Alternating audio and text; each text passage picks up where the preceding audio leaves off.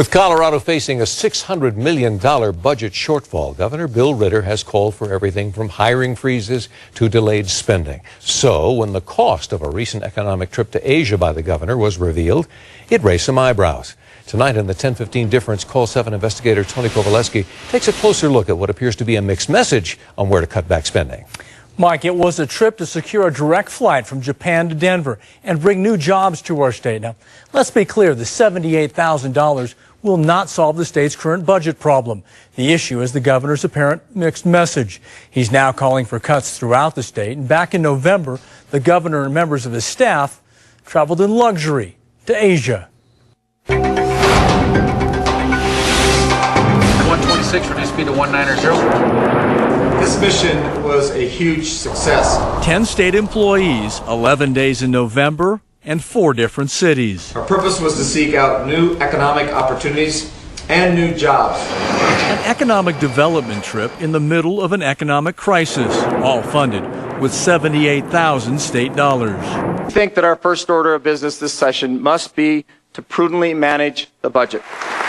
This is Governor Ritter in his State of the State speech. It came less than 2 months after he and his staff spent thousands in state dollars on luxury flights and 5-star accommodations. This is how Governor Ritter and 2 other top state appointees flew to and from Japan. Relax in the soothing comfort of our business class seats. Business class comfort, $6,600 a seat. 3 tickets, nearly 20 grand in state money. Folks inside at 12 o'clock. No regrets on your decision to fly business class? I really believe it was right for me to be at that place where I could go in over a several-day period, give 46 speeches or interviews, be the leader of the delegation, be rested as much as you can rest. But in fact, no meetings were on his schedule the evening he arrived, and he had time for a full night of sleep before his first session the next morning. The governor also justified the trip by saying 10 other governors led similar missions in 2008. The governor of Oregon had been there the day before.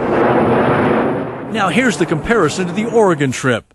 Colorado's taxpayers paid 35% more in total cost than Oregon. Oregon taxpayers paid for 7 to travel. Colorado sent 10. Oregon needed 9 days, Colorado 11. And Oregon's governor flew coach, paying $3,700 less than Governor Ritter's seat in business class. He flew coach. Why the difference? I'm just telling you, I've explained why we did what we did. If you ask anybody on this trip, this isn't the people who were on the Oregon trip, the people on this trip with us, how aggressive I was, that it's absolutely justifiable. Essential. I believe I've said what I'm going to say about this, Tony. 1642, maintain 3,000. Is this trip justifiable? Oh, I believe it was, yes. Don Elliman is the state's Director of Economic Development and International Trade. Could it have been canceled towards the end? We talked about it. We discussed it. I think the governor and I both came to the same conclusion. And while the costs of the trip are clear, 4 months after the Colorado delegation returned, tangible accomplishments are hard to prove. When you return from the trip, do you go through a report card? Did I sit down and have essentially a debrief that tried to go over the entire mission and say, did we achieve everything we set out to do? The answer to that is no, I did not. This was a very costly trip, and it doesn't seem to be the most prudent time to be taking it. Chantel Taylor is the director of Colorado Ethics Watch. It's hard to justify spending over $70,000 on a trip to Asia when most Coloradans are just struggling to meet their pay their basic bills and meet their basic needs. Is it unfair for us to raise these questions after this trip during this economic time? Listen, you're in a business where you have things that you want to look at. You decide what to do about that. I think that in government it's important to be transparent. You look back on it now, would you change anything in hindsight? It's important for us to continue to economically develop the state.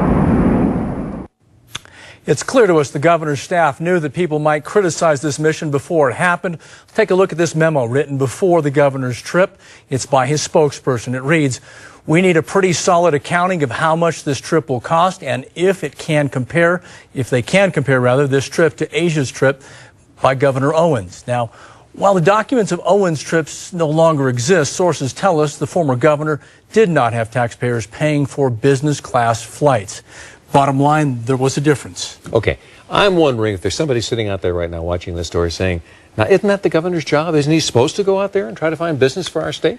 Well, Mike, here it is. The issue is one of timing. 5-star hotels and business class seats in the middle of an economic crisis. There's also an issue of money collected from private businesses subsidizing this trip. Funding that brought several days of access to the governor. Funding that brings questions about whether it violated the state's new ethics law. Tomorrow night, we will take a look and see if the governor's team found a loophole in this new law. I heard a part 2 in there I was sure about. Thanks It's coming very much. tomorrow night. All right.